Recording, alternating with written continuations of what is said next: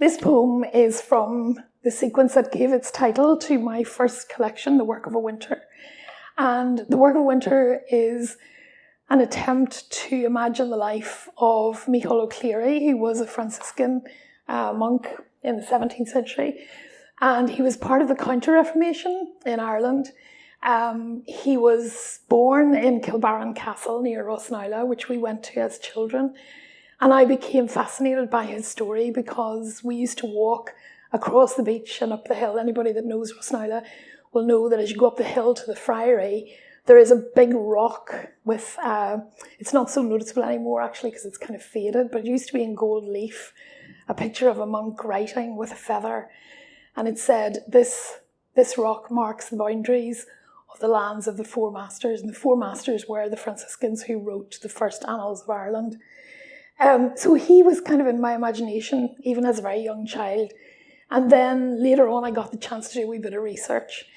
I was less interested in the Counter-Reformation and more in the notion of what he did, which was to travel around Ireland in the summer to all the big houses and the libraries to collect the old manuscripts, to copy them during the winter and try and preserve them. So my poem is him in Leuven in the Irish College, at the end of his life, remembering that process, and this is just one of the poems. The Work of a Winter, 5.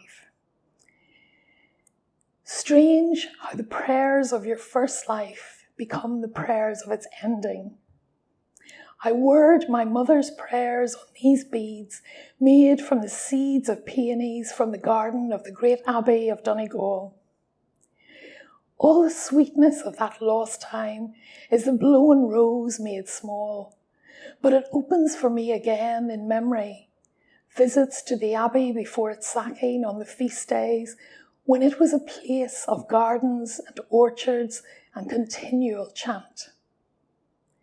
The Abbey was a home from home, open to the sea and so near the mouth of the bay that the boats would sail right up under the windows of the refectory, so that the coarse talk of the sailors would drift up like smoke through the different music of the Lectio Divina.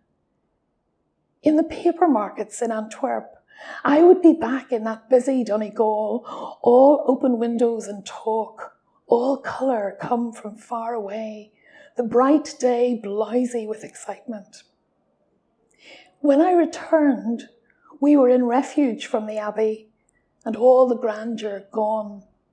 We called it our wilderness place, in Desertio Nostra Mansionis, a humble river mouth, fed by the waters of Loch Melvin and the sloping hills, no gardens or gold, no orchards in the rushy land. We were lying low, so as not to draw the world to us or our busy hibernation. Like the 7 sleepers, we hoped we might wake one day to a world transformed.